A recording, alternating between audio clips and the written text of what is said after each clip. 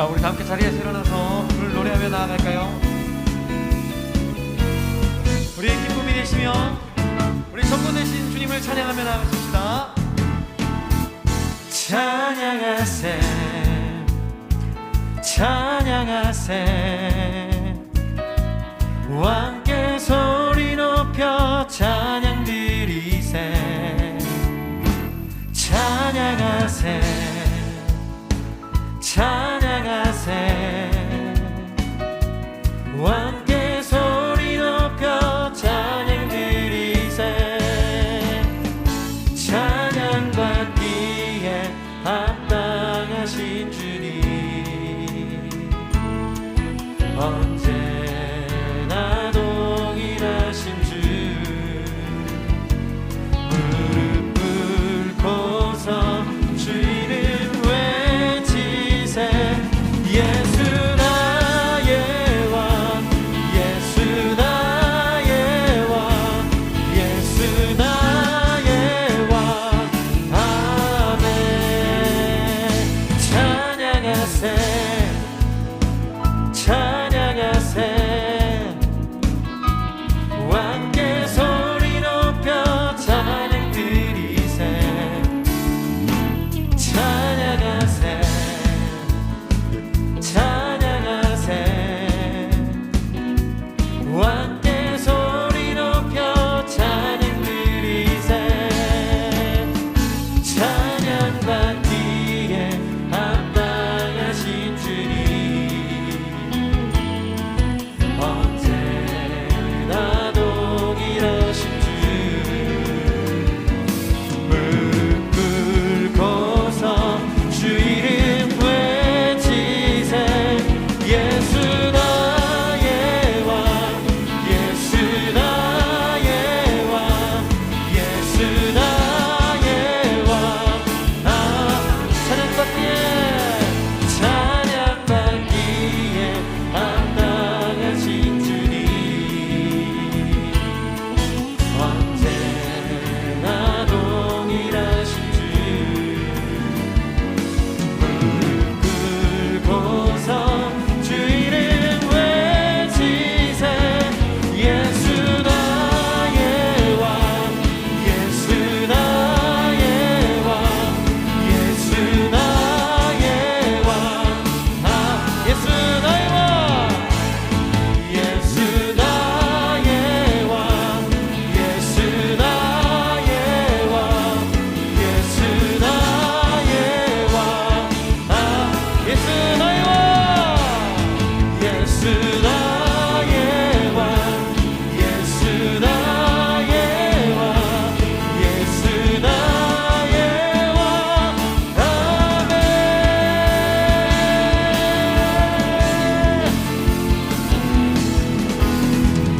아멘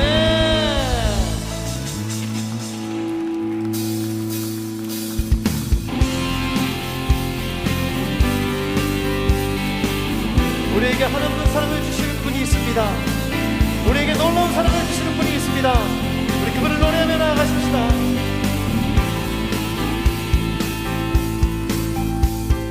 놀라운 주의 사랑 영원하시도다 십자가 자비로 나타내셨네 그 누구도 그 무엇도 깨닫지 못하리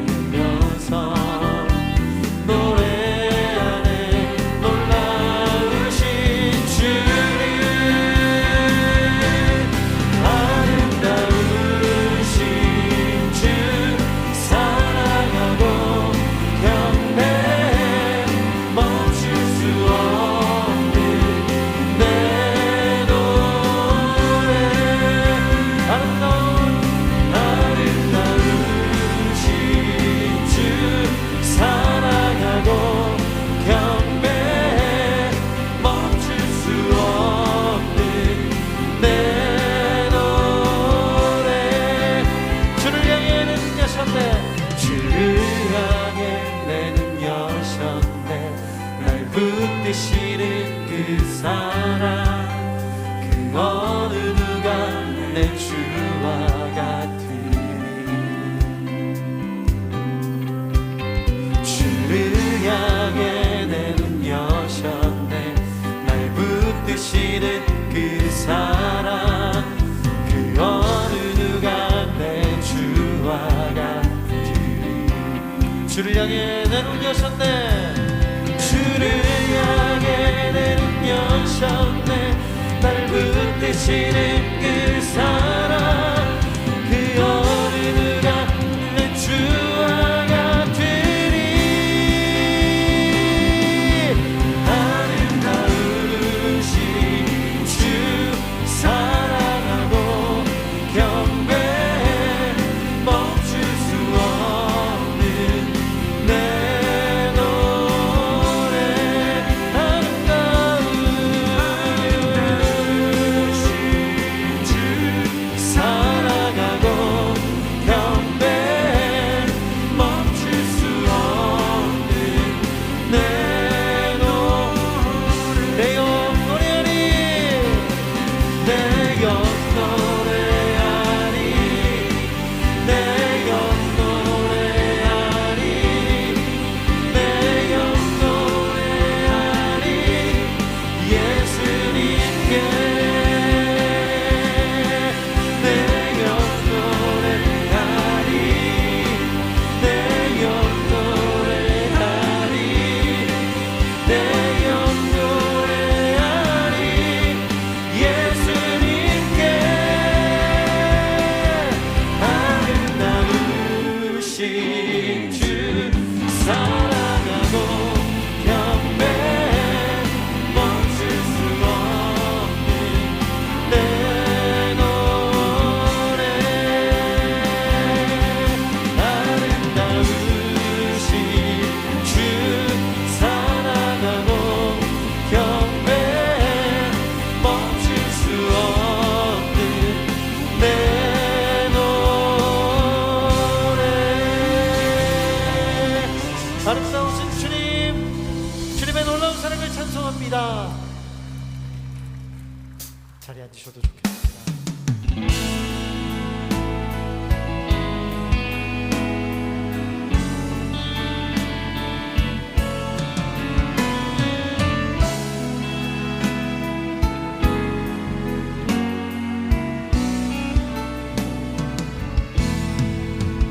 유월절 어린 양의 피로 나의 삶의 문이 열렸네. 저둠의 권세는 이미 없네. 주 보혈의 능력으로 원수가 날 정죄할 때에도 난 의롭게 설 수 있네. 난 더 이상 정죄함 없네. 난 주 보혈 아래 있네. 난 주 보혈 아래 있네. 그 피로 내 죄 사했네. 하나님의 긍휼 날 거룩해 하시었네. 난 주 보혈 아래 있네. 난 원수의 어떠한 공격에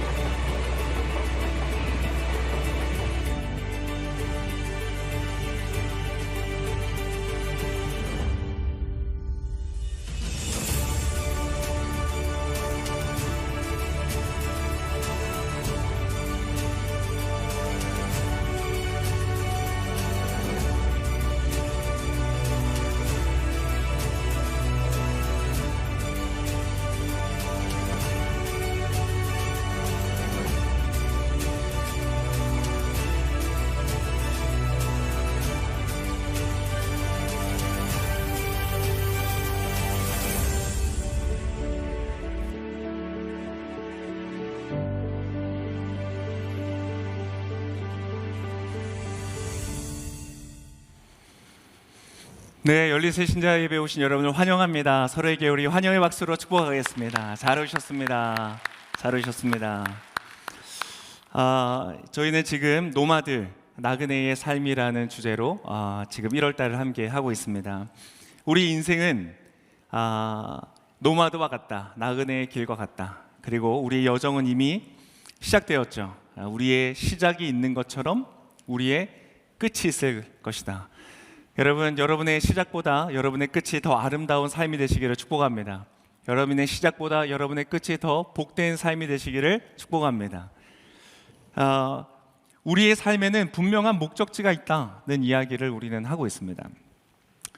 만약에 우리의 인생에 목적지가 없다면 우리의 나그네된 삶은, 노마드의 삶은 그냥 하나의 방황, 배회일 수밖에 없는 것이다. 어쩌면 노숙하는 것인 것이죠. 우리의 삶에 정확한 목적지가 없이 걸어가고 있는 삶은 노숙, 우리 지구상에서 노숙하고 있는 것이 아니다. 때때로 인생이 그렇게 느껴질 때가 있습니다. 그냥 파도를 치는 대로 세상의 흐름에 따라서 내가 그냥 이렇게 저렇게 떠내려가는 것 같은 그러한 느낌을 받을 때가 있습니다. 표류하는 배처럼 느껴지는 것이죠. 그러나 여러분, 인생을 기억하시길 바랍니다. 우리의 인생은 항해입니다. 분명한 목적지를 가지고 그것을 향하여 가고 있는 것이다. 자, 우리의 삶에 목적지가 있다는 것은 그곳으로 가는 길이 있다는 겁니다. 우리가 그 길을 걸어가는 것이 굉장히 중요한 것이죠. 여러분, 누군가 와서 여러분의 길을 묻는다고 생각해보세요. 외국인이 와서 여러분한테 어디 가려면, 온누리교회 가려면 어디로 가야 돼요? 여러분 안내할 때 어떻게 하시겠어요? 정확하게 길을 안내해 줘야 되겠죠? 여러분, 길을 묻는데 바람 부는 대로 가세요? 마음이 닿는 대로 가세요? 그러면 과정의 낭만은 즐길 수 있을지 모르지만 원하는 목적지에 도착할 수 없는 것이죠. 그렇죠? 마음이 끌리는 대로 가는 것이 아니라 우리 인생에는 목적지가 있기에 반드시 가야 하는 길이 있다는 것입니다. 그 목적지를 향하여 가는 길을 따라서 가야 한다. 때때로 목적지를 잃고 표류한다고 느끼고는 하지만, 그러나 여러분의 인생은 어떠한 길을 선택하였고 그 길을 걸어가고 있는 중이다. 자, 한국을 우리는 살아갑니다. 대한민국, 이 바쁜 21세기, 정신없는, 얼마나 많은 우리의 삶이 혼란 속에 있는가, 이렇게 생각해 봅니다. 굉장히 많은 사람들이 굉장히 많은 길을 제시합니다. 자, 이 길을 가야 돼, 저 길을 가야 돼. 너무나 많은 혼란들이 있는 것 같아요. 그래서 길을 찾는다는 것은 우리에게 있어서 어떻게 보면 굉장히 낯선 일일 수 있습니다. 우리는 늘 내비게이션을 켜고 또 지도를 찾고 지하철 노선도를 보고 버스 노선도를 보고 늘 목적지를 향한 길을 찾는 것에 익숙하면서도 놀랍게도 우리의 인생에서의 길은 너무 낯설어하는 거예요. 그런 것들이 사실 우리의 삶에 좀 이렇게 정확하게 정해져 있지 않은 것들이 너무나 많은 것 같습니다. 예를 들면 이런 것이죠. 많은 사람들이 대학을 갑니다. 그런데 대학을 가고 나서 자신의 직업을 선택할 때는 대학교에서 공부했던 전공과 상관없는 직업을 갖는 사람들이 굉장히 많습니다. 왜 그럴까? 그렇게 치열하게 입시에 공부를 하고 열심히 공부하고 해서 선택한 나의 전공, 4년이라는 시간을 공부했는데 그게 내 인생의 길과는 상관없는 경우가 너무 많은 거예요. 참 이상하지 않아요? 그렇게 모든 것을 쏟아 부었는데도 불구하고 그 길이 나의 인생의 길과 상관없는 길을 가는 거예요. 물론 그 과정을 통해서 내가 그냥 공부를 하고 또 전공 수업을 듣는 것을 통해서 삶의 일반적인 원리, 나의 삶의 어떤 성실함이나 삶의 어떤 지혜들을 배울 수 있는 건 맞습니다. 그러나 그것을 배우기 위해서 그 많은 돈을 들이고 그 많은 시간을 들여서 어떠한 전공을 공부한다면 굉장한 낭비일 수 있겠죠. 근데 의외로 이러한 일들이 굉장히 우리의 삶에 많다는 것입니다. 물론 이게 어떤 우리의 입시 제도의 구조의 문제, 시스템의 문제이기도 합니다. 그러나 그 시스템만이 문제가 아니라 사실은 우리 각자 개인의 마음속에 있는 이 인식의 길 자체가 굉장히 혼잡하기 때문에 그래요. 그래서 여러분, 훌륭한 대학 입시 정책을 만든다고 해서 이게 하루아침에 바뀌는 게 아닙니다. 그러니까 문제는 많지만 계속 흘러가는 거예요. 사회의 어떤 구조나 시스템만이 아니라 우리 각 개인들이 갖고 있는 인식의 길에 혼선이 많다. 여러분, 부자가 되는 길은 어떠한 길일까요? 여러분, 부자 되는 길을 걷고 있으세요? 제가 공부를 해보니까요, 많은 분들이 그렇게 얘기하더라고요. 지금 21세기 자본주의 대한민국을 살아가는 사람들이 부자 되는 길은요, 성실하게 직장 생활하는 길이 아닙니다. 그 길은 부자가 되는 길이 아니에요. 자본주의 사회에서는 어떠한 길을 걸어야 부자가 되는가? 투자자의 길을 걸어야 부자가 됩니다. 그런데 있잖아요, 또 이 투자자의 길은 도박의 길과 다릅니다. 근데 많은 사람들이 부자가 되기 위해서 도박의 길을 걷는 경우들을 너무나 많이 봐요. 그것이 주식이든 어떤 코인이든 많은 사람들이 그렇게 잘못된 길을 걸어갑니다. 길에 혼선이 많아요. 부자는 되고 싶은데 부자가 되는 길이 아닌 길을 걷는 사람이 너무 많은 것이죠. 마음의 평안을 얻는 길은 어떨까요? 늘 스트레스 받고 조마조마하고 이 치열한 경쟁 사회 속에서 마음의 평안을 얻는 길은 어떤 길이에요? 어떤 분들은 비움의 길을 걸어야 된다. 비우고 비우면 평안이 온다. 근데 여러분, 그렇지 않습니다. 평안을 얻기 위한 목적지를 가기 위해서 비움의 길이 아닙니다. 진공 상태에 있으면요, 무엇이든지 사실 더 침투에 들어오기가 굉장히 쉽습니다. 여러분, 우리는 비움에서 끝나는 것이 아니라 비우고 나서 어떠한 특정한 것을 우리의 마음과 영혼에 채움으로써 평안을 얻게 됩니다. 그래서 여러분, 평안을 얻기 위해서는 비움의 길과 채움의 길을 같이 함께 걸어가야지 가능한 것입니다. 많은 사람들이 어떤 목적을 이루기 위한 길을 선택할 때에 잘못된 길을 선택하는 경우들이 너무 많다는 거예요. 우리 대한민국 사람들은 누구보다도 이 세상의 어떠한 민족보다도 열심히 살아갑니다. 그래서 정말 맞는 것 같아요. 어디 웬만한 나라를 찾아가서 방문을 해봐도 우리나라 사람들처럼 열심히 살아가는 사람들은 없는 것 같아요. 여러분, 우리나라 사람들은 인생의 길을 잘 걸어가고 있나요? 여러분, 물론 이제 예를 들면은 저 북한에 있는 사람들을 보세요. 북한 주민들은 우리나라와 전혀 다른 시스템을 갖고 있습니다. 우리나라는 민주주의, 자본주의라는 그 시스템 안에서 아주 경제 성장의 길을 멋지게 걸어왔습니다. 그 안에서 우리가 성실하고 열정적이고 뜨겁고 멋지게 인생을 살아왔죠. 그래서 우리 여기까지 온 겁니다. 그래서 많은 사람들이 우리 대한민국을 바라보면서 부러워합니다. 그게 사실입니다. 그런데 여러분, 인생의 길을 잘 걷고 있습니까? 너무나 많은 사람들이 성장의 길, 어떤 부요의 길은 잘 걸어왔는데요, 그 다음에 걸어야 되는 중요한 다른 길들을 놓치고 있는 거예요. 높아지는 자살률이라든지 낙태율이라든지 여러 가지 이 사회의 문제점들이 그러한 것들을 알려주고 있습니다. 지금 우리 대한민국이 많은 사람들이 잘못된 길을 걷고 있다. 그래서 우리는 길을 찾아야 된다는 것입니다. 여러분, 2022년이 시작됐습니다. 여러분의 길은 여러분의 의지와 상관없이 시작되었습니다. 여러분은 어떠한 길을 선택하셨어요? 그리고 어떠한 목적지를 향해서 가고 있습니까? 여러분, 정말로 우리가 질문해 봐야 됩니다. 우리는 어디로 어떻게 가고 있는가? 저마다 우리는 생각이 다릅니다. 다양한 생각들을 가지고 있습니다. 오늘 저희가 말씀을 통해서 볼 예수님, 그 예수님을 따랐던 제자들이 있습니다. 근데 그 제자들도요, 다 저마다의 길이 있었습니다. 다 생각이 달랐어요. 그 많은 무리들, 제자들 중에서도 예수님은 특별히 12명이라는 특별한 사람들을 뽑으셨습니다. 그리고 3년 동안 24시간을 같이 걸어가시면서 그들을 가르치시고 알려주시고 훈련을 시키셨어요.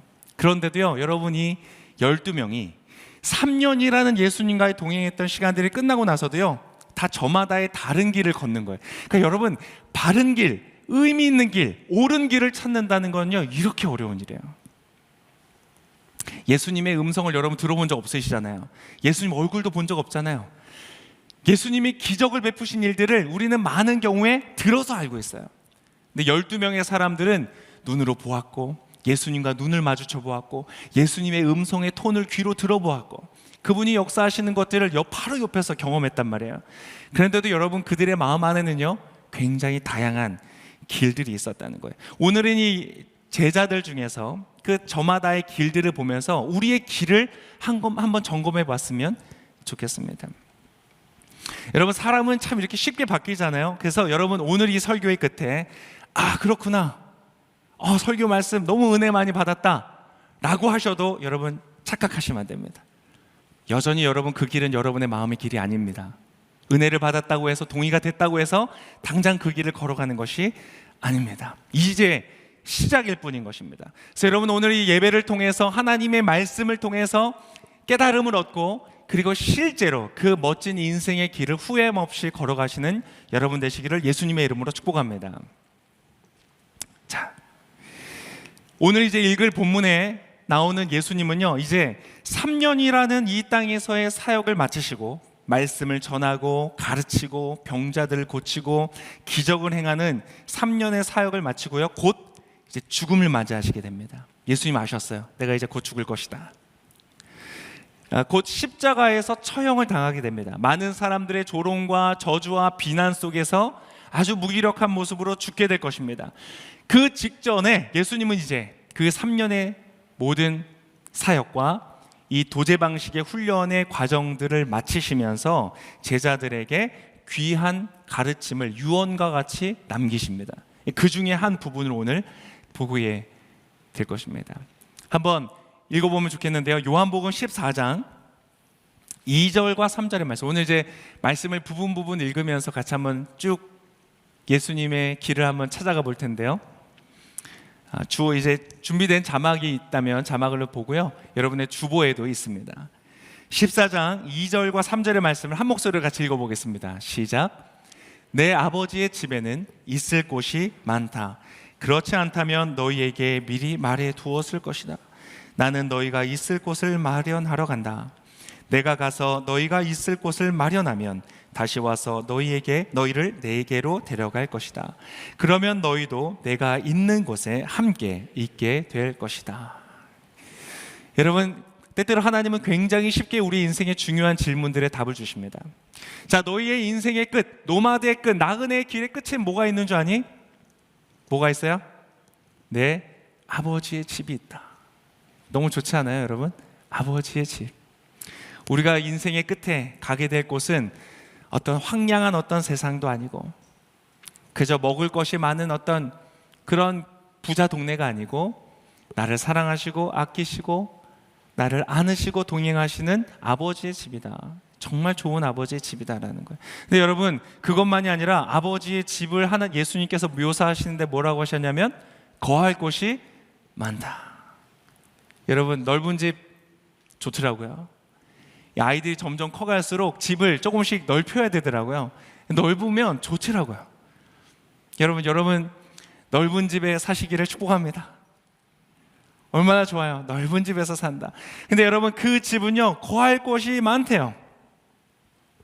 예수님께서 이 모든 가르침의 끝에서 그 제자들에게 말씀을 해주시는 거예요. 자, 근데 예수님께서 이 말씀을 하시는 이 중심으로 그 12제자 중에서 2명의 제자의 마음을 한번 좀 살펴보기를 원합니다. 자, 오늘 말씀하시는 예수님께서, 예수님 말씀이 얼마나 짠했을까 싶어요. 나 이제 곧 죽을 건데 이 제자들을 이 고난과 어려움 속에 두고 나는 떠나야 되는데 제자들을 보니까 안심이 막 되진 않았을 것 같아요. 근데 예수님이 그 인생의 중요한 유언과 같은 가르침을 남기시면서, 야, 이제 내가 가는데 내가 아버지의 집에 간다. 너희를 위해서 내가 집을 마련하고 다시 올 거야. 그리고 너희를 그곳에 인도할 거야. 그렇게 따뜻한 마음, 그리고 굉장히 중요한 인생에 흔들리지 않는 어떤 닷과 같은 그런 말씀을 제자들에게 주고 있는 거예요. 근데 여러분, 제자들은 지금 어떠한 마음들을 품고 있는가 한번 보자는 것이죠. 자, 바로 이 앞부분에 누가 나타나냐면 베드로가 나타납니다. 베드로. 조금은 과격하고 다혈질, 욱하고 막 약간 이런 베드로예요. 베드로 같은 분이 여기 좀 계세요? 자, 그렇지만 굉장히 솔직하고요, 겉과 속이 같은 사람, 뒤끝이 없는 그러한 남자, 멋있는 남자예요. 자, 이 베드로는 지금 이 예수님 앞에서 어떠한 마음을 가지고 있는가? 바로 그 전에, 여러분의 주보에는 없는데요, 요한복음 13장 바로 전입니다. 36절에서 38절까지 이러한 모습을 보여주고 있습니다. 우리 자막을 같이 한번 읽도록 하겠습니다. 36절부터 시작. 시몬 베드로가 예수께 물었습니다. 주여, 어디로 가십니까? 예수께서 대답하셨습니다. 내가 가는 곳으로 내가 지금은 올 수 없지만 나중에는 오게 될 것이다. 베드로가 물었습니다. 주여, 어째서 제가 지금은 주님을 따라갈 수 없습니까? 주를 위해서라면 제 목숨도 바치겠습니다. 그러자 예수께서 대답하셨습니다. 내가 정말 나를 위해 내 목숨이라도 바치겠느냐? 내가 진실로 진실로 내게 말한다. 닭이 울기 전에 내가 나를 3번 부인할 것이다. 자, 베드로는요, 예수님을 정말로 너무나 귀한 분이라고 생각했습니다. 정말 귀한 분이야. 왜냐하면 여러분, 특별히 예수님이 너무 훌륭하신 것도 있지만 베드로와 예수님 사이에는 스토리가 있었거든요. 이미 베드로는 예수님을 향해서 한번 등을 돌렸던 사람이에요. 예수님 별 볼 일 없어, 등을 돌렸던 케이스인데 예수님께서 사실 베드로를 다시 찾아와 주셨거든요. 마치 유비가 제갈량을 3고 처리한 것처럼 예수님이 베드로를 다시 찾아와 주셨어요. 그걸 불러주셨단 말이에요. 베드로는 그에 대한 감사한 마음이 있는 거예요. 보잘것없는 어부에 지나지 않았던 나를 찾아와 주신 분, 나를 다시 불러주신 분, 그러니까 개인적인 고마움도 있는 거예요. 근데 가까이 따라다녀 보니까 여러분, 기적이 나타나고 능력을 행하고 그런 예수님을 가장 가까이에서 경험한 거예요. 얼마나 감사했을까. 그래서 사실 여러분, 오늘 나온 이 말씀은요, 베드로의 진심입니다. 목숨도 바치겠습니다.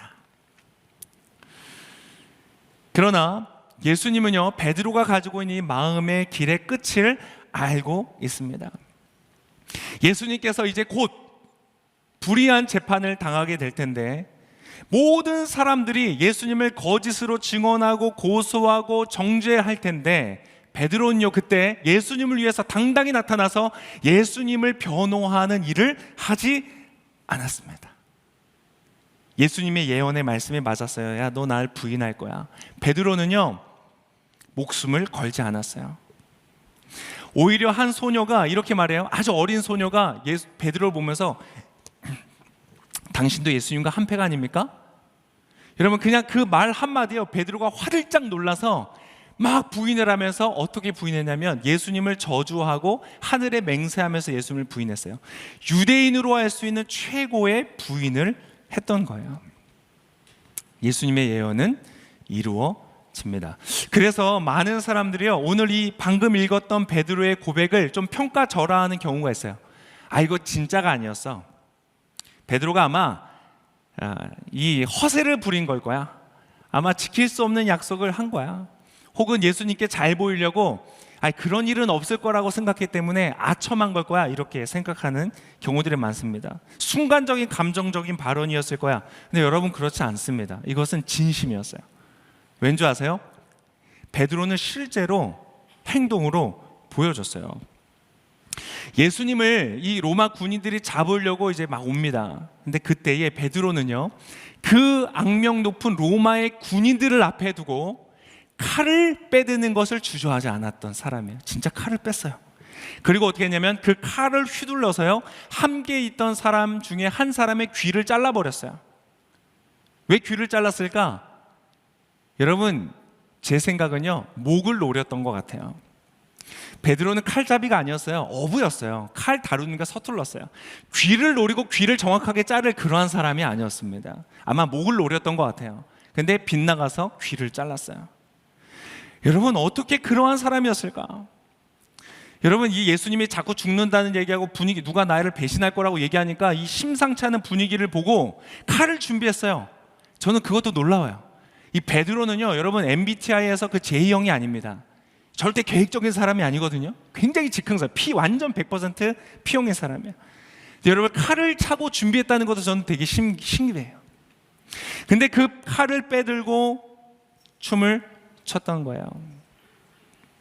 여러분, 베드로는 왜 예수님을 부정하고 저주하면서 예수님을 부인했을까요? 저는 그 다음에서 이렇게 추측할 수 있어요. 베드로의 길은 왜 실패로 끝이 났는가? 여러분, 목숨을 거는 결이 이거보다 더 무서운 게 있을까요? 나는 목숨을 걸었어, 죽기를 각오했어. 여러분, 그런 사람들은 정말 감당하기 어렵습니다. 그거보다 더 단호하고 그거보다 더 변할 수 없는 견고한 길이 어디 있겠어요? 목숨을 건 길. 그런데요, 베드로가 그 길을 끝까지 걸어갈 수 없었던 이유는 칼을 빼어 휘두른 그 다음에 예수님께서 하신 행동 때문이었어요. 예수님께서 잘린 그 귀를 주워들더니 귀를 붙여주시면서 그 유명한 말씀을 하셨어요. 뭐라고 하셨는지 아세요? Happy New Year. New Year. 네. 예수님 그 유명한 말씀하셨어요. 뭐라고 했냐면 칼로 흥하자 칼로 망할 것이다. 사실 정확한 말은 아닌데 하여튼 그렇게 알려졌어요. 칼을 쓰는 자는 칼로 망할 것이다. 여러분, 베드로는요 그것을 이해할 수가 없었어요. 아니, 나는 지금 예수님을 위해서 목숨을 걸고 칼을 빼들고 싸우는데 예수님은 그 적을 위하는 모습을 보고 예수님의 능력을 사용하지 않고 무기력하게 끌려가는 그 예수님의 길을 갈 수가 없었어요. 베드로는 자신이 지금 걷고 있는 그 신념의 길과 전혀 달랐던 예수님의 길을 따라갈 수가 없었다는 것이에요. 칼을 넣어라. 베드로는 3년 동안 예수님을 따라다녔습니다. 진심으로 존경하고 전심으로 사랑하고 정말 진심으로 그분을 믿었지만 그 마음 안에 사실 어떤 길이 있었는지 알아요? 3년 동안 예수님을 따라다녔지만 사실 그 마음 안에는요 예수님의 길이 아니라 자신의 신념의 길이 있었던 거예요. 어떠한 신념이었는가? 이스라엘의 독립의 신념이었어요. 로마를 칼로써 무찌르고 무력으로서 그것을 정복하고 그래서 강력하게 통치하는 자기 민족의 중흥이라는 신념을 가지고 있었어요. 내가 내 삶을 헌신하면, 내가 충성하면 그 길이 열릴 거야 라고 이 사람은 생각했던 것이에요. 그것을 위해서라면 어부라도 칼을 뽑고 목숨을 거는 일에 조금도 두려움이 없었던 것이다. 그리고 여러분, 사실은 심지어 이 신념은 하나님의 말씀을 근거로 두고 있었어요. 왜냐하면 하나님은 다윗의 왕위가 영원히 그치지 않을 것이다 이렇게 약속하셨거든요. 다윗과 같은 강력한 왕권이 영원히 이어질 것이라는 그 말씀을 믿었기 때문에 자신의 신념이 이루어질 거라고 생각했었던 것이에요. 그런데 여러분, 굉장히 비슷해 보이는 그 예수님의 길, 하나님이 약속하신 길과 베드로의 신념의 길은요 사실은 달랐어요. 예수님이 말씀하신 길이 아니었어요. 예수님 말씀하신 길의 끝에는 뭐가 있었다고요? 내 아버지의 집이 있었어요. 하나님의 나라가 있었다는 거예요. 진정한 공의와 정의가 있는 것, 그리고 자비와 사랑이 있는 것. 베드로의 입장에서는 예수님을 잡으러 온 사람들은 다 죽여버리는 것이 공의요 정의였어요. 그러나 예수님은 그 자신을 잡으러 온 자의 귀를 고쳐주시는 사랑과 자비를 베푸시는 거예요. 베드로가 꿈꾸고 신념에 가졌던 그 나라는 하나님의 나라와 다른 것이었어요. 비슷해 보였지만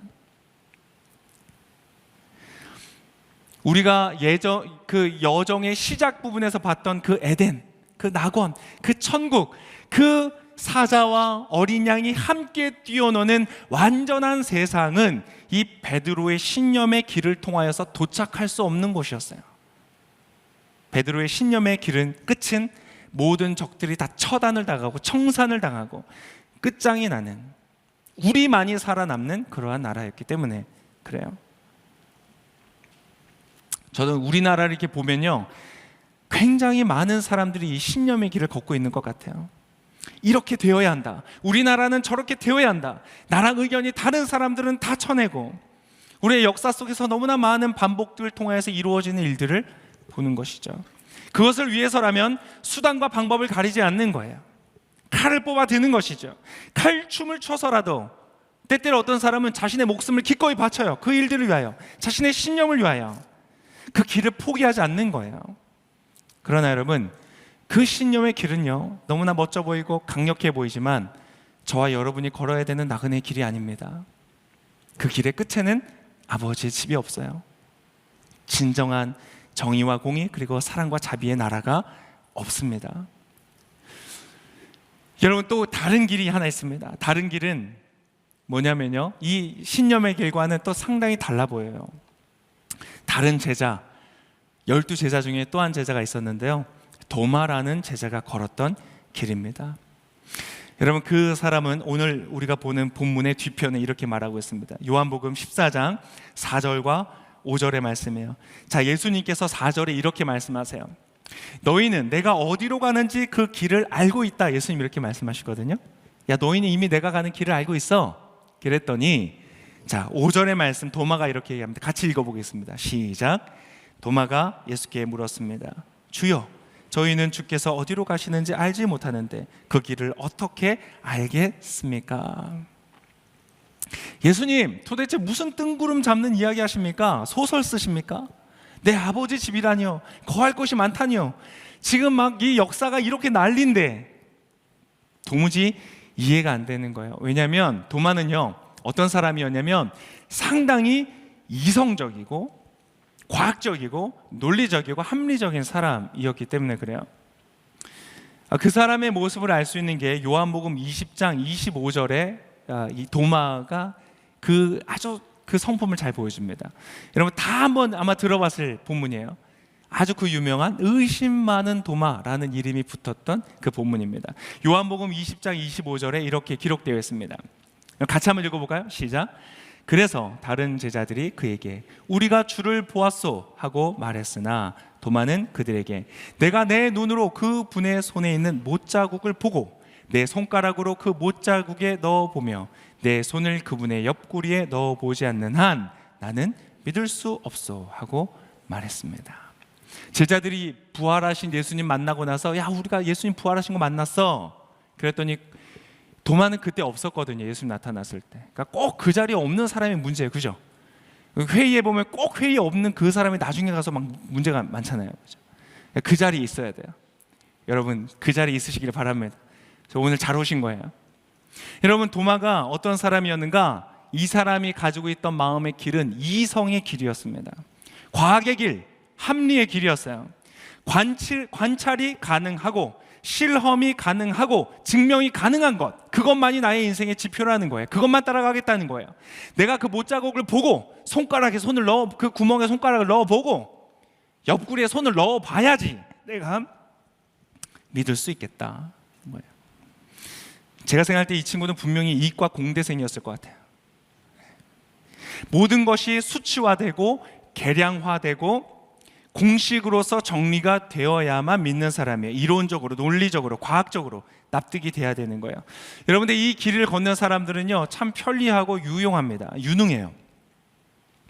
여러분 지금 우리가 사용하고 있는 스마트폰 잘 사용하고 인공위성을 띄워서 우리가 내비게이션으로 길을 찾고 OTT 프로그램을 통해서 세계 각국에 있는 다양한 문화들을 안방에서 접할 수 있고 인공지능이 우리 인간의 많은 영역들을 대신할 수 있는 것들, 바로 이러한 도마와 같은 사람들 때문에 가능한 세상입니다. 세상을 참으로 편리하고 효율적인 세상으로 만드는 사람들이에요. 요즘에 보니까요 심지어는 맛이라는, 미각, 맛이라는 어떻게 보면 굉장히 주관적인 것 같은 영역도요 이러한 사람들은 계량화해서 레시피를 공식화하더라고요. 제가 해보니까, 제가 요즘에 요리를 막 좀 해보니까 재밌더라고요. 알려주는 레시피대로 따라하면, 그 공식을 따라가면 맛있더라고요. 제 오일 파스타를 한번 먹어보셔야 되는데, 그래 감동이 오는데, 이 중에 계신 어떤 분들은 나중에 제가 꼭 해드리는 오일 파스타를 먹어보실 수 있기를 축복합니다. 엄청난 축복이 되실 거라고 생각해요. 여러분 바로 이러한 사람들 때문에 그래요. 근데 여러분 이 멋지고 유능하고 효율적이고 강력한 힘을 가지고 있는 이 길도요 완전하지 않습니다. 완전하지 않아요. 여러분 세상의 어떤 것들은 계량화되지가 않습니다. 특별히 인생의 길에서 매우 중대하고 매우 중요한, 없어서는 안 되는, 반드시 필요한 그러한 필수 불가결한 것들은 공식화되지가 않습니다. 예를 들면 인간의 생존에 반드시 있어야 된다고 하는 엄마의 사랑, 이것은요 여러분 계측이 되지가 않습니다. 수치화할 수가 없습니다. 또는 지금 이 도마의 반대편에 있는 베드로와 같이 목숨을 걸고 내가 지키겠다고 하는 이 신념의 길, 그 신념을 여러분 과학적으로 어떻게 증명을 하겠습니까? 여러분 보니까 아프리카 중에서 에티오피아라는 나라가 있는데요. 이 나라가 우리나라 6.25 전쟁 때 우리나라를 도우러 온 나라래요. 예전에 한번 들었었는데 까먹고 있다가 최근에 들었어요. 그래서 지금도요, 이 아프리카 다른 나라는 전혀 그렇지 않은데 에티오피아에 가면 이 사람들은 우리나라를 형제 나라라고 부른대요. 우리나라를 굉장히 자랑스러워한대요. 여러분 너무 고맙지 않아요? 우리의 위기의 순간에 우리를 도와준 정말 고마운 나라예요. 여러분 그 가치, 우리를 형제 나라라고 부르는 그 마음을 여러분 과학적으로 계산해낼 수가 있겠습니까? 6.25 때 우리 대한민국을 위해서, 민주주의를 위해서 이것을 목숨을 걸고 지켰던 수많은 청년들과 수많은 다른 많은 나라에서 왔던 젊은이들의 그들의 희생을 여러분 숫자적으로 계산해낼 수가 있을까요? 그럴 수가 없어요.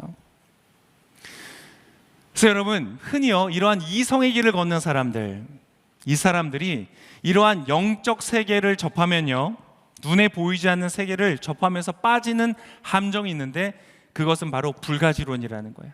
알 수 없다. 눈에 보이지 않고 손에 만져지지 않고 관측이 불가능하니까 알 수 없다. 그래서 오늘 도마가 아까 예수님에게 말하는 거예요. 예수님, 우리는 예수님 어디로 가는지도 모르겠고 무슨 길로 가는지도 모르겠습니다. 여러분 그러나 우리가 인정해야 됩니다.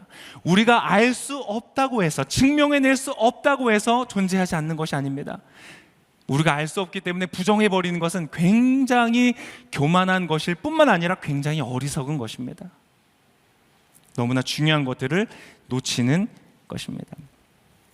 여러분 신념의 길, 이성의 길 모두 중요하고 유익하고 가치가 있는 길들입니다. 그러나 우리 인생, 우리 노마드의 삶에서 반드시 끝까지 걸어야 하는 그 길이 아닙니다. 우리가 개인이 걸어야 하는 그 길 뿐만 아니라 이 사회가, 대한민국이 걸어야 되는 그 길, 그 끝에 공평하고 공정하고 의롭고 자유롭고 아름다운, 그것은 누군가의 신념을 통해서 이루어지지도 않고요, 누군가의 계산을 통해서 이루어지지도 않습니다. 오늘 예수께서 우리에게 가르쳐 주시는 그 길을 걸을 때에 여러분 가능한 것입니다. 그렇다면 예수님께서 제시하시는 그 길은 무엇인가? 자, 여러분 이제 조금 어려울 수 있습니다. 조금만 더 집중해 주시길 바랍니다. 자, 그 길을 향한 예수님 자신의 선언을 읽겠습니다. 오늘 본문의 14장 6절의 말씀입니다. 도마의 이 질문에 대답하시는 예수님의 말씀 같이 한번 읽겠습니다. 시작. 예수께서 도마에게 말씀하셨습니다. 나는 길이요 진리요 생명이니 나를 통하지 않고서는 아버지께로 올 사람이 없다. 우리가 걸어야 하는, 반드시 걸어야 하는, 우리가 도착해야 되는 그 본향, 아버지의 집, 참된 천국, 낙원, 그곳에 이르는 길은 과학이 발전하고 그 끝에 이르러서 기술이 너무나 발전해서 도착하는 그러한 이성의 길의 끝이 있는 것이 아니고 무슨 길이냐? 바로 예수님이라는 길을 걸어야 된다는 거예요. 여러분 도대체 무슨 말일까요? 내가 곧 길이다. 어떤 분은 이렇게 이해할 수 있어요. 예수님의 가르침을 따라서 살라는 말이구나. 왼뺨을 때리면 오른뺨을 대라. 그래, 그 말씀대로 살면 되는구나. 십자가를 지고 희생하는 삶. 그래, 희생하는 삶을 내가 살면 되는구나. 그렇구나. 그러면 약간 어떤 의와 도덕의 길을 말하는 것인가? 아마 이렇게 이해하실 수 있어요. 아닙니다. 이과인 도마와 문과인 베드로, 그것도 아닌 어떤 예체능과의 길인가? 이렇게 생각하실 수 있어요. 여러분 그렇지가 않습니다. 만약에 그러한 말이었다면, 자, 도덕의 길이다, 내가 가르쳐주는 길이다 라고 했다면 예수님은 내가 곧 길이다 이렇게 말씀하시면 안 돼요. 내가 곧 표지판이다, 내가 곧 안내판이다, 내가 가르치는, 내가 알려주는 그 길을 가라 라고 말씀을 하셔야 정확한 말이에요. 근데 오늘 예수님은 그렇게 말씀하지 않으셨어요. 뭐라고 하셨냐? 내가 곧 길이다. 그럼 이게 무슨 말이에요? 어떻게 해야 돼 그러면? 예수님을 이렇게 눕혀놓고, 웃으시라는 표현이었는데, 여러분, 예수님을 어떻게 걸어요? 예수님이 길이라는 말이 무엇이에요? 설명을 좀 드릴게요. 자, 오늘 사실 이 본문의 답이 있습니다. 신념의 길, 이성의 길을 걷고 있는 분들한테는 굉장히 마음에 안 들 거예요. 불편하실 거예요. 그러나 오늘 예수님이 우리에게 가르쳐 주시는 길입니다. 자, 이 말은 다른 말로 하면 이렇게 표현할 수 있습니다. 14장 1절에서 3절까지의 말씀입니다. 14장 1절에서 3절까지의 말씀 제가 읽어보겠습니다. 잘 들으세요. 너희는 마음에 근심하지 말라. 하나님을 믿고 또 나를 믿으라. 내 아버지의 집에는 거할 곳이 있을 곳이 많다. 그렇지 않았다면 너희에게 미리 말해 두었을 것이다. 나는 너희가 있을 곳을 마련하러 간다. 내가 가서 너희가 있을 곳을 마련하면 다시 와서 너희를 내게로 데려갈 것이다. 그러면 너희도 내가 있는 곳에 함께 있게 될 것이다. 여러분, 1절부터 3절까지 읽었는데요, 여러분 1절부터 3절까지 말의 모든 행위, 이루어지는 행동의 주체가 누구였을까요? 눈치채셨어요? 바로 여러분 예수님이라는 거예요. 자, 일단 나오는 집 자체도요, 인간이 만든 집이 아닙니다. 인간이 만든 어떤 사회 제도와 시스템이 아니에요. 하나님의 집이에요. 그리고 그곳에 우리가 있을 곳을 마련하시는 분 누구예요? 우리가 아니에요. 예수님이세요. 자, 그곳으로 인도하여 데려가실 분이 누구예요? 우리가 아니에요. 우리가 찾아가는 것이 아니라 우리를 데려가시는 분이 바로 예수님이시라는 거예요. 그리고 가서 우리와 함께 있는 분도 누구세요? 바로 예수님이세요. 어떤 탁월한 인간들, 훌륭한 인간들, 잘 나가는 인간들, 재능이 많은 인간들이 있는 그러한 곳이 아니라 예수님이 계신 곳에 있다는 거예요. 무슨 말이냐? 한마디로 정의하면 그분이 다 하신다는 거예요. 마음에 안 드시죠? 네. 이성과 신념의 길을 걷는 분들한테 마음에 안 들어요. 그분이 다 하신다는 거예요. 여러분, 그럼 우리는 뭐래요? 우리가 해야 되는 것은 뭐예요? 자, 바로 여기에서 우리가 걸어야 되는 길이 나옵니다. 예수님께서 이미 말씀하셨어요. 뭐라고 말씀하셨는지 아세요? 1절에 이렇게 기록하셨어요. 다시 한번 1절을 제가 읽어드리겠습니다. 너희는 마음에 근심하지 말라. 하나님을 믿고 또 나를 믿으라. 우리가 걸어가는 우리의 인생의 길, 노마드의 길, 나그네의 길은 무엇인가? 신념의 길도 아니고 이성의 길도 아니고 다른 어떠한 길도 아닌 바로 도덕의 길도 아닌 율법의 길도 아닌 종교의 길도 아닌 바로 어떠한 길이냐? 믿음의 길이다 는 것을 주님 말씀하십니다. 여러분, 질문 한 가지 드릴게요. 믿음의 길을 걷고 계십니까? 2022년 한 해 여러분이 걸으셔야 되는 길은 무엇인가? 여러분의 그 목적지에 이르게 할 그 길은 무엇인가? 믿음의 길이다. 그분을 믿는 것이에요. 자, 믿음이라는 것은 무엇이냐? 믿음을 정의하면, 자, 그것이 사실이라고 생각하는 것이 바로 믿음입니다. 그것이 사실이라고 믿는 거예요. 예수님이 하신 말씀, 성경의 모든 기록, 하나님께서 하시는 모든 선언이 다 사실이라고 생각하는 거예요. 그게 믿음이에요. 여러분, 베드로도 믿음이 있었을까요? 네, 믿음이 있었어요. 다 믿었어요. 그런데요, 어디에서 걸렸냐면 자신의 신념과 어긋나는 것에서는 여러분 믿지 못했어요. 거기에서는 걸을 수가 없었어요. 도마는 어땠을까요? 도마도 믿었나요? 우리가 의심 많은 도마 그러면서 막 놀리지만 아니에요. 여러분, 도마 믿음이 있었어요. 믿음이 있었으니까 3년 동안 예수님 쫓아다녔어요. 직장 버리고 자기 커리어 버리고 가족들 다 내려두고 예수님을 3년 동안 무급으로 쫓아다녔어요. 믿음이 없었다면 할 수 없는 일이에요. 이 중에 있는 우리 누구보다도 믿음이 있는 사람이었어요. 그러나 자신의 이성과 자신의 경험에 어긋나는 영역에서는요, 그것을 사실이라고 생각할 수가 없었어요. 무슨 소리냐? 내가 경험해야지 알 수 있다. 그 이상을 따라가지 못했다는 것이에요. 여러분, 우리도 때때로 이 복잡한 세상 속에서 급변하는 역사 앞에서 우리는 막막함을 느껴요. 다양한 신념들이 있어요. 굉장히 많은 이성적인 논리들 앞에 있어요. 너무나 혼란스러워요. 그 안에서 우리는 질문을 하는 거예요. 던지는 거예요. 예수님, 도대체 어디로 가야 합니까? 어떻게 가야 합니까? 그래서 오히려 우리는 신념과 이성의 길이 없어서 방황하는 것이 아니라 너무나 많아서 방황하고 있는 그런 시대를 살고 있는 거예요. 어떻게 가야 합니까? 여러분, 근데 오늘 본문이 뭐라고 말씀하시는가? 예수님이 하신다고 말하시는 거예요. 그분이 하신다. 베드로의 길, 도마의 길, 신념의 길, 이성의 길, 이 모든 길에는요 여러분 공통점이 있어요. 뭔지 아세요? 너무나 달라 보이지만 공통점이 있는데 하나는 무엇이냐? 그 길의 주체가 바로 나 자신이라는 거예요. 나의 신념, 나의 이성, 나의 생각, 나의 경험이라는 거예요. 근데 예수님의 길은요 전혀 다른 길이에요. 예수님의 길은요 그 길의 주체가 내가 아니라는 거예요. 예수님이 주체가 되신다는 거예요. 우리가 그래서 해야 되는 것은 무엇이냐? 그분을 신뢰하고 그분을 의지하는 것이다 하는 거예요. 여러분, 지금 바로 이곳에 보이지 않는, 우리의 눈으로 확인할 수 없고 우리의 신념이나 우리의 이성으로는 알아낼 수 없는 비밀이 하나 있는데, 그것이 무엇이냐? 바로 예수께서 지금 이곳에 계신다는 거예요.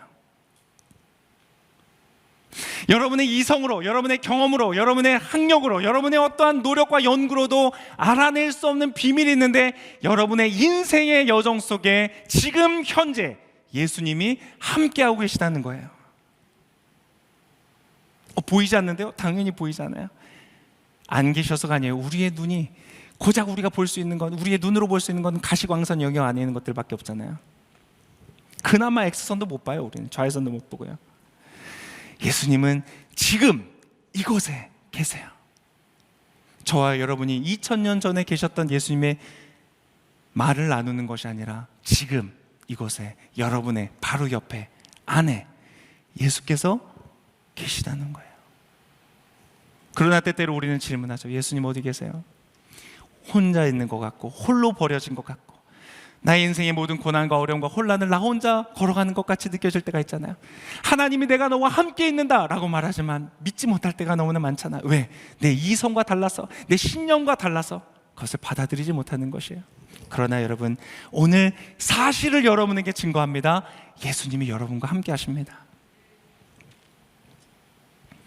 예수님은 지금 여러분의 삶 앞에서 행하고 계시고요, 거처를 마련하고 계세요. 그분은 당신의 삶 안에서 당신과 동행하시고요, 인도하고 계십니다. 여러분, 제가 하나 도전 드릴게요. 여러분, 그 사실을 믿지 않으시겠어요? 그것을 사실이라고 여러분 생각하지 않으시겠어요? 여러분, 그러면 그 순간, 사실이라고 생각하는 순간, 믿는 순간 놀라운 일들이 생깁니다. 어떠한 놀라운 일이 생기는가? 목숨을 건 확신에 찬 신념으로도 이르를 수 없는 곳, 최고의 이성과 최고의 지성과 논리와 공식과 어떠한 과학적 법칙과 근거로도 이르를 수 없는 기적의 목적지에 여러분 이르게 합니다. 하나님의 역사가 있는 곳, 진정한 자유가 있는 곳, 진정한 행복이 있는 그 기적의 자리로 우리의 인생이 이끌어진다는 거예요. 여러분, 그것을 믿으시길 바랍니다. 개인의 삶뿐만 아니라 공동체와 집단의 목적지도 그렇게 된다는 거예요. 여러분, 사실 조금 많은 설명이 필요하지만 제가 한 가지 말씀드리면, 우리나라는 이미 그것을 경험했어요. 그거 아세요? 우리나라는 이미 경험했어요. 단적인 예로 여러분, 한강의 기적이라고 부르는 이 기적 자체가 그래요. 여러분, 2차 세계대전 이후에요, 전쟁의 폐허에 의해서 일어나서 선진국의 반열에 든 나라는요, 대한민국밖에 없어요. 왜 그럴까? 우리 민족의 신념이 너무 강해서, 아니 우리 민족의 경험과 이성과 논리가 풍부해서, 아니 만약 그렇다면 여러분, 북한도 됐어야죠. 북한은 안 됐거든요. 왜 대한민국만 됐을까요? 우리나라는요, 개신교 목사님의 하나님을 향한 기도와 간구로 재헌국회가 시작됐어요. 제1대 국회가 기도로 시작됐어요. 네, 맞아요. 흠 많은 사람들이 모였어요. 부족한 사람들이 모였어요. 그러나 여러분, 하나님 앞에서 하나님을 의지하고 믿었던 사람, 경험은 부족할 수 있어요. 신념도 부족할 수 있어요. 그러나 하나님을 믿었던 사람들이 이 땅을 이끌어갔을 때 여러분, 기적이 일어났다는 거 아세요? 사실 3.1절도요, 3.1 운동도요, 그 역사적인 비폭력 평화 시위, 이 기적과 같은 시위, 높은 이 여러분 인간의 어떤 수준을 보여주는 이 평화 시위 운동도 교회에서 시작됐어요. 수많은 사람들이요, 밤낮 없는 기도를 올렸던, 그래서 여러분 편의점보다 교회가 많다면서요. 아직도 막 비행기 타고 오면 공동묘지 갔다면서요. 무수히 많은 교회에서 무수히 많은 사람들이 하나님, 부족해요, 모자라요, 연약해요, 또 목회자라서 부끄러워요. 많은 저를 포함한 많은 목회자들이 하나님 앞에서 신실하게 살지 못했기 때문에 그런 문제들이 있어요. 그러나 신념 부족하고 이성 부족하고 지식도 부족하고 많은 것들이 부족하지만 하나님을 믿는, 예수님을 믿는 그 믿음 안에서 이 대한민국이라는 나라가요, 여러분, 그 민주주의를 이룬 거예요. 경제적인 성장을 이룬 거예요. 지금 여러분 이러한 대한민국의 모습을 이루었다는 거예요. 땅 크기는 109위래요. 우리나라가 전 세계. 인구 수를 따지면 26위래요. 그런데 여러분, 길이신 예수 그리스도를 증거하는 선교사를 보내는 데는요, 여러분 세계 2위였어요. 물론 지금은 좀 밀려났어요. 세계 2위까지, 미국 다음으로. 미국과 우리나라 땅 크기, 인구수 차이가 얼마나 나요? 그런데 우리나라가 세계 2위까지 선교사를 보내는 나라였어요. 그랬기 때문에 이 대한민국은요, 분단 중에서도 휴전 중에서도 이러한 세계적인 민주주의와 번영을, 경제적인 번영을 이루었던 것이에요. 여러분, 지금도 우리가 걸어야 되는 길은 동일합니다. 2022년 앞으로 우리와 우리의 자손의 세대가 걸어야 되는 길도 동일합니다. 어떠한 신념의 길이 아닙니다. 그것이 우리의 미래를 보장하지 않습니다. 어떠한 이성과 과학의 길, 4차 산업혁명의 길, 그것이 만들어가는 것이 아닙니다. 그러면 돈은 많아질 수 있고 세상은 편리해질 수 있지만 여러분, 그러나 우리의 정신세계, 우리의 영혼은 망가질 것이에요.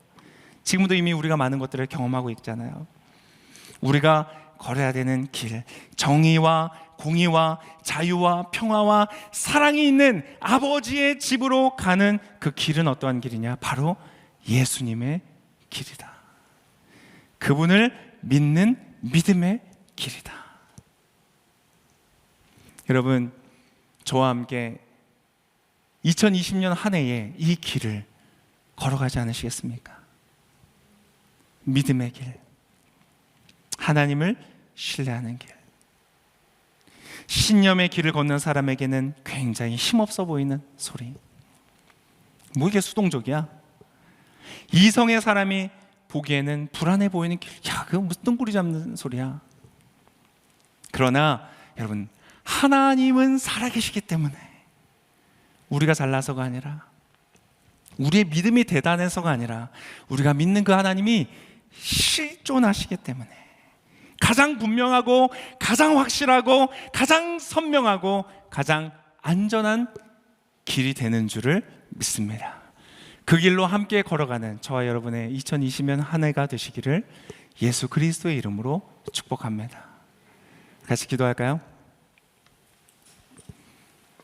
지금 이 자리 이곳에 여러분, 예수님 계십니다.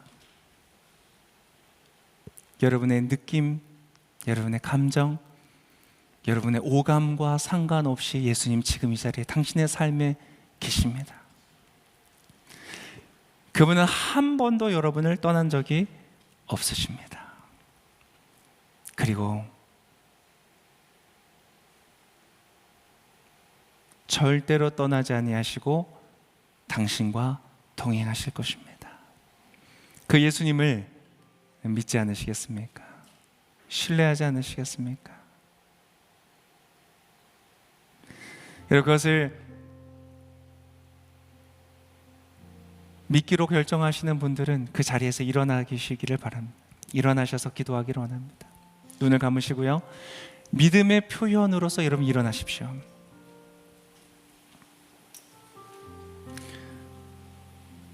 예수님을 따라간다고 생각하고 믿는다고 생각했습니다. 저도 그렇습니다. 그러나 여러분, 너무나 많은 경우에 저의 한계 앞에서 주저합니다.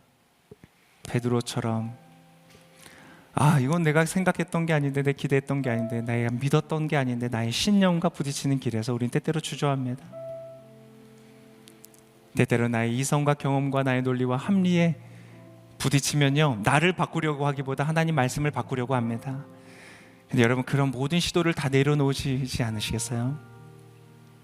그분의 길은 믿음으로만 갈 수 있는 길입니다. 그 목적지는 믿음으로서만 도착할 수 있는 목적지입니다. 여러분, 한번 믿어봅시다.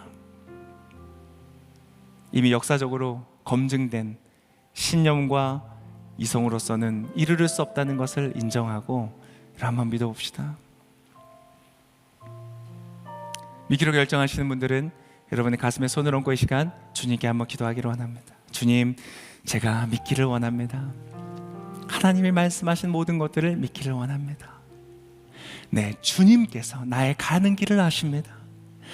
그것을 예비하고 계십니다.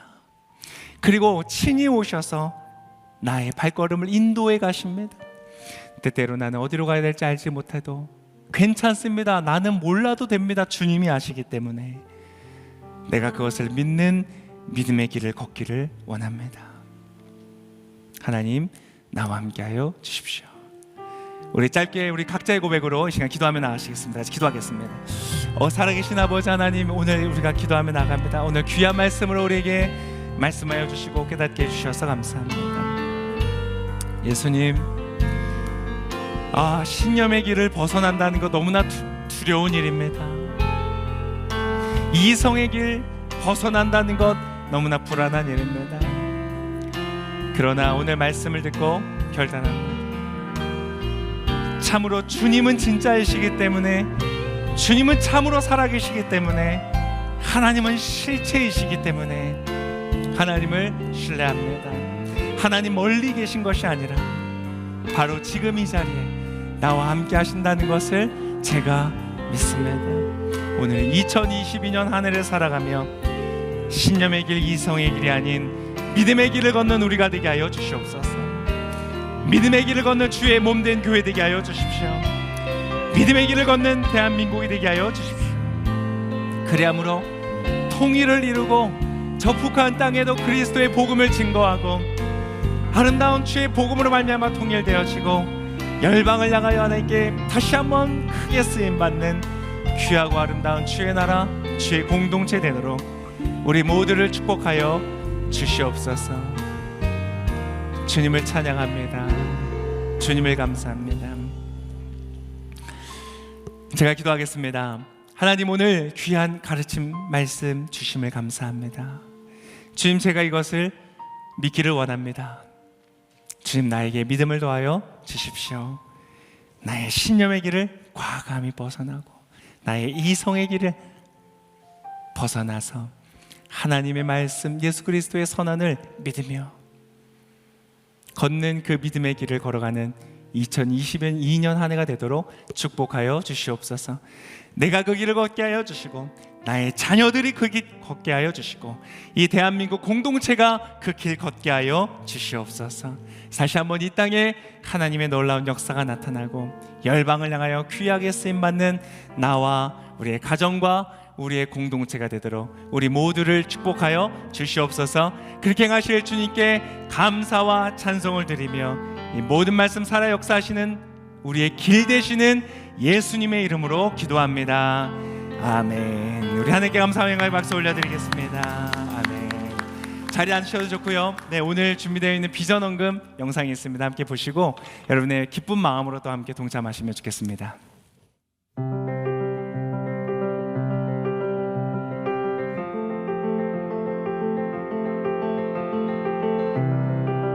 이 한국의 시골에는 정말 많은 다문화 가정들이 있습니다. 가령 이 의성군만 하더라도 900가정이 넘습니다. 두 번째로요, 5월, 6월 달에 마늘 수확 시즌이 되면 이 마늘을 수확할 사람이 없습니다. 손이 없습니다. 이러다 보니까 어떤 일이 벌어지냐면요, 베트남에서, 캄보디아에서 전세기를 띄워서 1000명, 1500명씩을 데려옵니다. 데려와서 그분들한테 일을 시킵니다. 지금 초등학교에 다니고 있는 부모들이 대부분 다문화 가정이라고 생각하시면 됩니다. 그러니까 그 아이들 때문에 학교도 유지되는 거죠. 70-80% 이상이 지금 다문화 아이들로 채워지고 있는 상황입니다.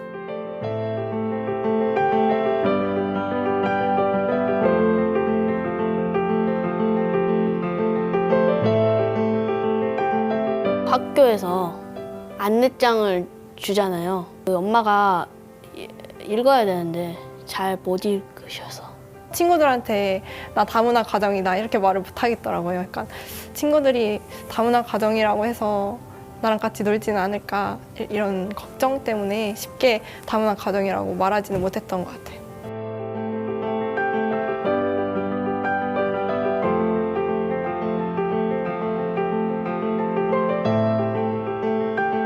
한국 사람 위주로 대부분 그 교육 과정들이 이루어져 있기 때문에 학습적으로 많이 뒤처지거든요.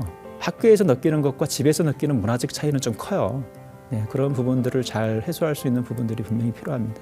그래서 가정 폭력 혹은 언어적과 문화적 차이들 때문에 자매들이 굉장히 많은 어려움을 겪고 있어요. 그 부부 사이의 갈등과 눈물 속에서 자라는 아이들, 이 아이들은 어릴 때부터 많은 아픔에 노출되어 있습니다. 이 아이들을 품을 수 있는 학교, 이 아이들을 쓰다듬어 줄 수 있는 그런 믿음의 학교가 되기를 저희는 소망합니다.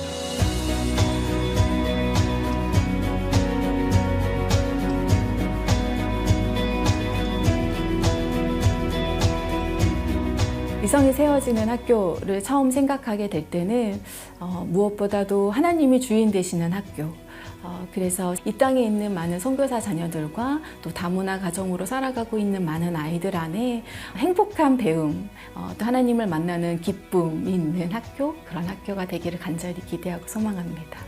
저처럼 다문화인 학생들도 다 같이 와서 열심히 공부하고 배워서 멀리 사회로 나가서 하나님을 좀 더 전할 수 있는 그런 학교가 됐으면 좋겠다고 생각했습니다.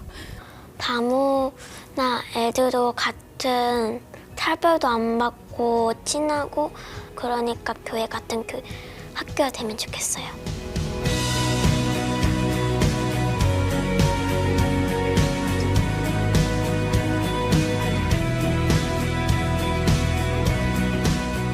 올해 첫 비전 헌금을 다문화 가정의 자녀들을 위한 학교 건립 기금으로 드리고자 합니다.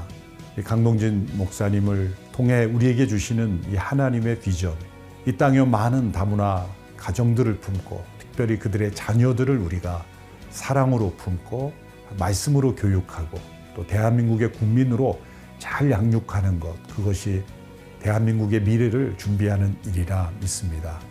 모든 성도들이 마음을 같이하여 함께 참여해 주시기를 부탁드립니다.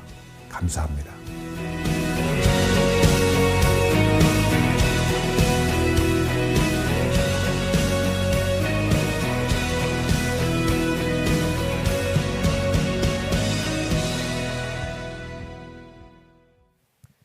네, 오늘 방금 보신 비전 헌금은 온라인으로도 참여하실 수 있습니다.